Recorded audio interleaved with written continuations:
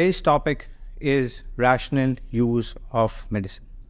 And who could be the best expert in Pakistan? With me today is Salwa Ehsan. Assalamu alaikum, Salwa. Walaikum assalam. Kaisi hain aap? Thank you very much. Thank you very much for joining us. Everything okay? You're good? Alhamdulillah. Thank you very much for inviting me. Really, it's a pleasure for being sitting with you and talking on this really important subject. Fantastic. For the audience, what is rational use of medicine or irrational use of medicine? What is that?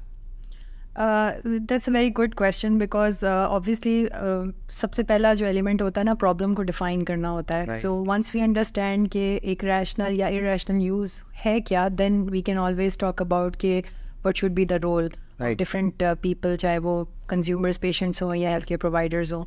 So irrational use of medicines basically is any kind of practice that is not according to the norms that would confer safety, efficacy या cost effectiveness in the therapy. अगर ये 3-4 चीज़ें breach होती हैं तो it means कि that prescription या that treatment is not optimized and is probably irrational. Example से अगर मैं समझाऊँ तो शायद बेहतर हो जाए इस डेफिनेशन को समझना. फॉर एग्जांपल एक मेडिकेशन है जो कि नीडेड नहीं है और वो प्रिस्क्राइब हो जाती है. कॉमन एग्जांपल हम देखते हैं कि हमारे पास जो वायरल इलनेसेस हैं जैसे डायरिया है या फ्लू है, उसके लिए एंटीबायोटिक्स की ज़रूरत नहीं होती, लेकिन अगर वो प्रिस्क्राइब हो रही हैं तो obviously those are not needed. तो ये एक इरेशनल प्रिस्क्रिप्शन की एक एग्जांपल है. दूसरी एग्जांपल, जैसे मैंने कॉस्ट इफेक्टिवनेस की आपसे बात की, तो फॉर एग्जांपल एक एलिमेंट के लिए अगर एक मेडिसिन कारआमद हो सकती है मगर उसके लिए आप 2 या 3 या 4 मेडिसिन प्रिस्क्राइब कर रहे हैं, पॉली फार्मेसी कर रहे हैं, एक से ज़्यादा मेडिसिन प्रिस्क्राइब कर रहे हैं, तो वो एक तरफ तो सेफ्टी को भी कॉम्प्रोमाइज़ करेगी क्योंकि हर दवा का अपना प्रॉब्लम या साइड इफ़ेक्ट प्रोफाइल होता है, तो वो सेफ्टी को तो कॉम्प्रोमाइज़ करेगी ही, plus it's a burden on the pocket of the patient as well, तो कॉस्ट इफेक्टिवनेस को भी करेगी. सो इस तरह डोमेन्स में अगर कोई भी चीज़ें जो है वो मिसमैनेज की जा रही हैं तो वो टेक्निकली इरेशनल प्रिस्क्रिप्शन कहलाएगी. Alright. I was reading through, जब आपसे मुलाकात करनी थी मुझे तो और आज के दिन के लिए, तो वो एक 5 hours 5 rights मैंने पढ़े हैं, तो what is that? Would you like to share some thoughts on this? जी 5 राइट्स, बल्कि अब तो शायद ये 6 और 7 राइट्स पे भी चले गए हैं क्योंकि इसमें मज़ीद डोमेन्स ओपन हो जाते हैं. क्या जैसे मैंने लफ्ज़ ऑप्टिमाइज़ यूज़ किया कि कितना बेहतरीन फिट हो सकती है दवा एक पेशेंट की कंडीशन में, और आपको भी अंदाज़ा है कि पेशेंट टू पेशेंट वेरी कर सकता है. ज़ाहिर है वो एक प्रिस्क्रिप्शन शायद हर एक पेशेंट के लिए सूटेबल ना हो, तो आपको टेलर मेड करनी पड़ेगी. तो 5 राइट्स या 6 राइट्स की अगर हम बात करें तो उसमें बेसिकली क्या चीज़ है? राइट डोज है. राइट डोज जो है वो डोज जो एक बच्चे के लिए काफ़ी है, शायद वो एक अडल्ट के लिए ना काफ़ी है. ठीक है, एज के ऊपर डिपेंड करती है. फिर सेकेंडली उसके डायग्नोसिस पे डिपेंड करती है. सेम मेडिकेशन डिफरेंट इंडिकेशन में जब इस्तेमाल होती हैं तो उसमें डोज वेरी कर जाती है. ठीक है, अगर आपने लोअर डोज एक ऐसी सीरियस कंडीशन के लिए दी, अगेन कोई इफेक्ट नहीं आएगा. So you have to take care of the dose in two different aspects, जैसे मैंने बात की एज है, वेट है, या आपकी जो है different body condition, physiological conditions हैं कि दिल या गुर्दे या फेफड़े के अफ़ाल ठीक काम नहीं कर रहे तो डोज एडजस्ट करनी है. सेकेंड चीज़ है राइट फ्रीक्वेंसी, किस तरह से लेनी है. ठीक है, time of the day, time of the day, दिन में 3 दफ़ा, दिन में 2 दफ़ा, या खाने से पहले, खाने के बाद, तो ये इम्पॉर्टेंट है. ठीक है, फिर देन राइट ड्यूरेशन. आपको जैसे हम एंटीबायोटिक्स के लिए बात करते हैं कि you have to complete the prescribed course even अगर if you are feeling better after 1 or 2 days of therapy. तो वो complete prescribe course duration is really important, क्योंकि बहुत दफ़ा ऐसा होता है कि हम फील बेटर करना शुरू करते हैं और हमें लगता है कि अब दवा की मज़ीद ज़रूरत नहीं है, जबकि उस पूरे प्रोसेस को कम्प्लीटली क्योर होने में, और अगर हम एंटीबायोटिक्स की बात करें तो उसमें फिर ज़ाहिर रेजिस्टेंस के मसाइल आते हैं कि ये जो माइक्रो ऑर्गेनिजम्स हैं वो रेजिस्टेंस डेवलप ना करें, तो duration is important. And then आपकी जो है डोज, रूट, फ्रीक्वेंसी, ड्यूरेशन, आपकी जो है राइट डॉक्यूमेंटेशन कि आपने पेशेंट को जो आप प्रिस्क्रिप्शन लिख के दे रहे हैं उसके मेडिकल रिकॉर्ड का पार्ट, तो ये डिफरेंट राइट्स हैं जो कि जिनको फॉलो होना जो है इम्पॉर्टेंट है. अगर इसमें से कोई भी राइट आप ब्रीच करते हैं तो फिर अगेन वो इरेशनल प्रिस्क्रिप्शन के अंदर फिट हो जाती है वो स्टोरी. तो you have to be very careful on that. आपकी बात से मुझे एक सवाल याद आया है कि डॉक्टर्स की प्रिस्क्रिप्शन तो पढ़ना बहुत मुश्किल काम होता है एज अ फार्मासिस्ट भी। आपके कभी कोई ऐसा इंसिडेंस हुआ आपके साथ? जी बिल्कुल बहन, हमें कोई फार्मासिस्ट इस मरहले का सामना ना करे, वो फार्मासिस्ट हो नहीं सकता। तो बिल्कुल ऐसा होता है, लेकिन ये कि उसमें डेफिनेटली आपको को रिलेट करना होता है। बहुत सारी दवाएं लिखने में पढ़ने में एक जैसी फील होती हैं, तो जो फार्मासिस्ट है, चूँकि हम उसको कहते हैं कि वो क्वालिफाइड पर्सन है to dispense the medication, to interpret the prescription. तो जब हम इंटरप्रिटेशन की बात करते हैं तो उसका मतलब इंटरप्रिटेशन का ये नहीं है कि आपने एग्जैक्टली दवा क्या लिखी है। इंटरप्रिटेशन का मतलब ये है कि यू हैव टू को रिलेट कि एग्जैक्टली डायग्नोसिस क्या था, इंडिकेशन क्या थी, और जो हमने पीछे राइट्स की बात की है कि पेशेंट की एज के, वेट के, या उसकी जो कोमॉर्बिडिटीज़ हैं उसके हिसाब से कोई प्रॉब्लम तो नहीं है। तो इस पूरे प्रोसेस में ज़ाहिर है फार्मासिस्ट को गेस भी एट टाइम्स करना पड़ता है, लेकिन फिर उस एजुकेटेड गेस को फिर जो है वो पेशेंट की कंडीशन से और प्रिस्क्राइबर से बात करके कंफर्म भी करना पड़ता है। सलवा, मुझे ये बताइए कि what is the impact of irrational use of medicines in Pakistan to the community and the society? देखिए, इसमें 2-3 चीज़ें हैं। एक मैंने पॉलीफार्मेसी का एक फॉर एग्जांपल लफ्ज़ यूज़ किया। पॉलीफार्मेसी का मतलब ये है कि एक कंडीशन के लिए एक से ज़्यादा ड्रग्स दे देना या मेडिसिन दे देना, जबकि उसका जो कंडीशन है वो शायद एक ड्रग से भी ठीक हो सकती थी। तो पॉलीफार्मेसी में जो है हमारे पास जो लिटरेचर ये कहता है कि 5 इज़ द मैजिक नंबर। 5 का मतलब ये है कि अगर 5 से ज़्यादा मेडिकेशंस किसी भी प्रिस्क्रिप्शन या नुस्खे में हैं तो उसका मतलब ये है कि उसके अंदर एडवर्स ड्रग इवेंट होने का, एडवर्स ड्रग रिएक्शन होने का चांस जो है वो डबल हो जाता है। So we have to be very careful कि अगर वो मेडिसिन्स आपकी जो है 5 से ज़्यादा जा रही हैं तो देन उसको बहुत रैशनली देखने की ज़रूरत है कि इज़ इट रियली नीडेड। क्या कोई ऐसी मेडिसिन्स हैं जो एक से ज़्यादा कंडीशंस को जो है वो कवर कर सकती है? क्या ऐसी मेडिकेशंस हैं जिनको हम कॉम्बिनेशन के फॉर्म्स में कन्वर्ट कर सकें कि पेशेंट का पिल बर्डन कम हो जाए? अगर एक पेशेंट को अगर आपने जो है रोज़ाना 10 गोलियां खानी है तो ऑब्वियसली शायद ये एक किसी भी एक प्रॉपर ह्यूमन बीइंग के लिए प्रैक्टिकली कम्बरसम प्रोसेस है। वो स्किप करना शुरू करेगा, वो डोज लेना छोड़ेगा। तो ये प्रॉब्लम्स अगर दुगनी हो जाती है तो you have to curb this कि जी आप ज़्यादा ड्रग्स प्रिस्क्राइब ना करें और डी प्रिस्क्राइब करें, या जहाँ पर ज़रूरत नहीं है वहाँ पर उन दवाओं को बंद करें और उसको जो है पेशेंट को मॉनिटर करें। दूसरी जो एक चीज़ है, इरेशनल यूज़ से क्या प्रॉब्लम्स हमारे सामने फेस हो रही हैं पाकिस्तान की। अगर मैं आपको स्टडी बताऊँ तो एक रिपोर्ट ये कहती है कि हम सबसे ज़्यादा जो सेल्फ मेडिकेशन हम करते हैं, इरेशनल यूज़ सिर्फ एक प्रिस्क्राइबिंग के पॉइंट से नहीं होता, बल्कि इरेशनल यूज़ ये भी है कि हम एज अ कॉम जो है दवाओं को जो है बिल्कुल ऐसे यूज़ करते हैं जैसे वो कैंडीज़ हों। ठीक है, बिकॉज हमारे पास ये तस्वर नहीं है कि हम डॉक्टर को दिखाएं, प्रिस्क्रिप्शन लें और फिर एक क्वालिफाइड फार्मासिस्ट से जाके लें।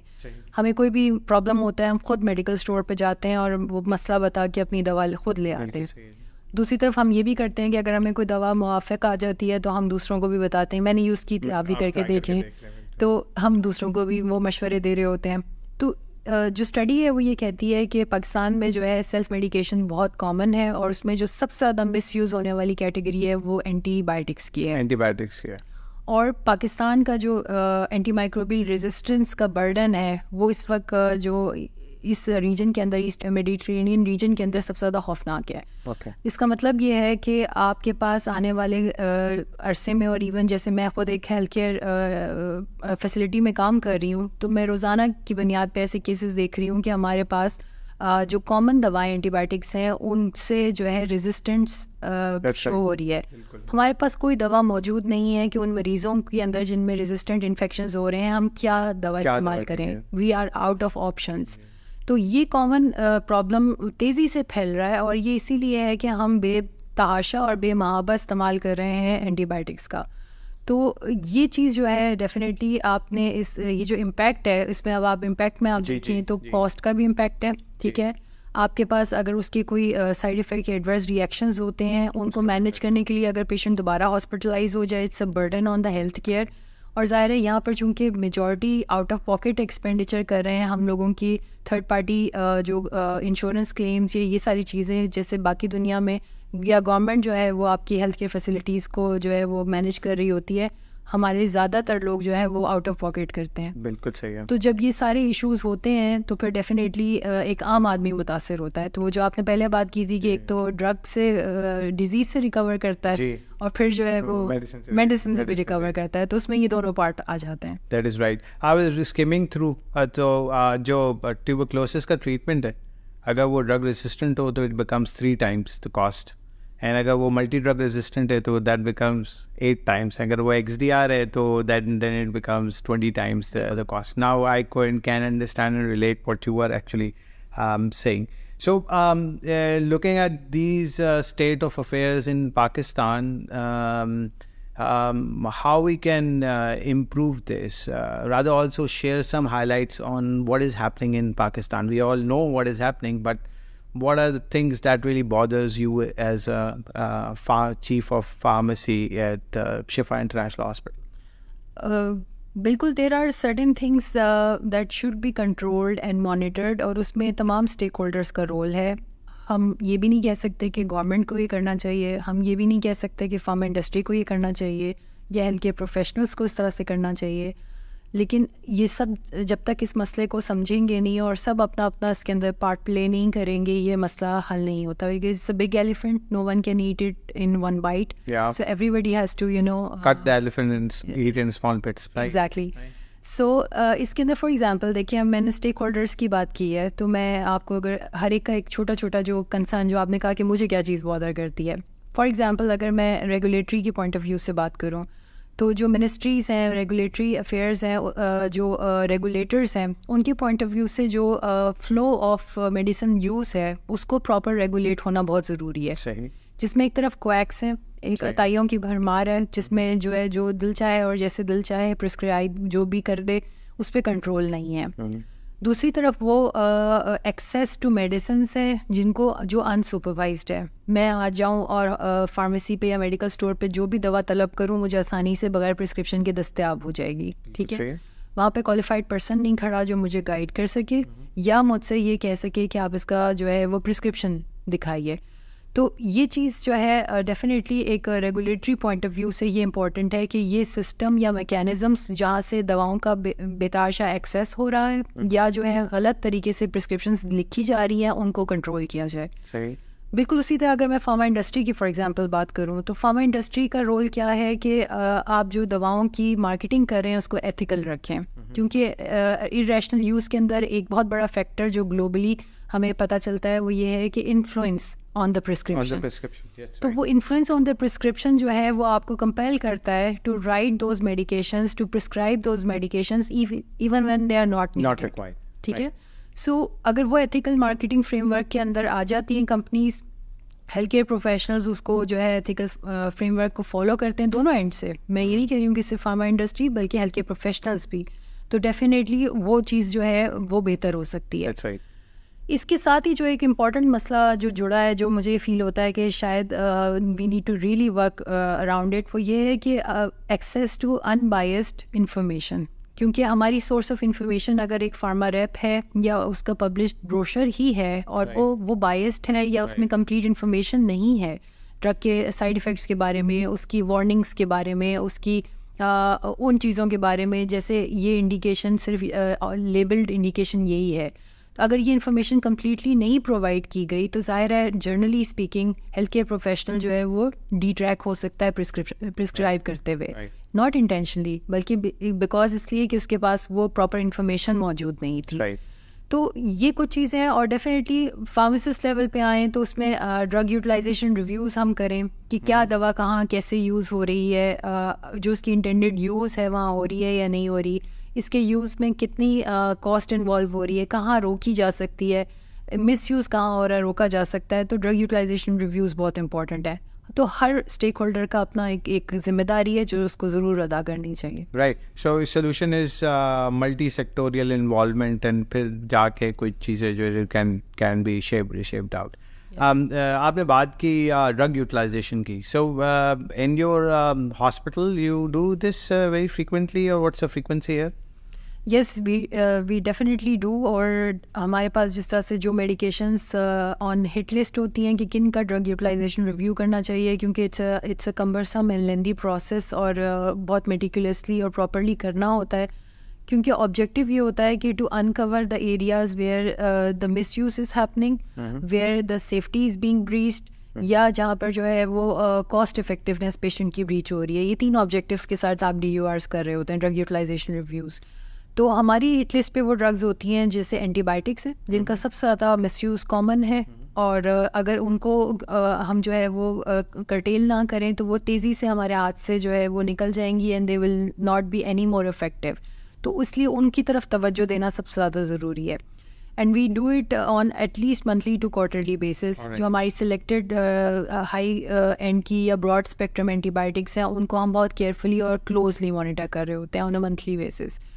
और फिर उसके बाद सेकेंड टियर में वो ड्रग्स आती हैं जो हाई रिस्क मेडिकेशंस हैं, हाई अलर्ट मेडिकेशंस हैं, जिनको आपने किसी स्पेसिफिक प्रिस्क्राइबिंग प्रिविलेजेस के साथ आपने फॉर एग्जांपल अपनी फॉर्मुलरी में रखा हुआ है। एक एग्जांपल मैं आपको देती हूँ कि एक मेडिसिन है जो एपिलेप्सी में यूज़ होती है, और उसका जो मेन इशू या साइड इफ़ेक्ट है वो ये है कि अगर आपने पेशेंट की विजन को जो है मॉनिटर ना किया, बिनाई को मॉनिटर ना किया, तो विजन लॉस हो सकता है, ठीक है, बिनाई जा सकती है।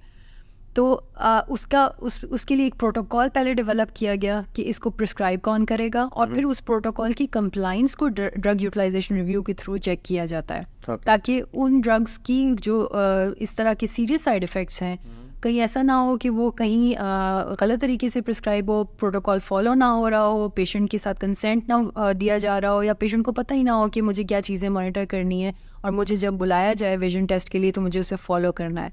तो उन ड्रग्स के ऊपर हम ये रेगुलरली कर रहे होते हैं। So that should be done in other areas as well, other hospitals as well. So ये drug reviews, utilisation reviews for specific category of products, right?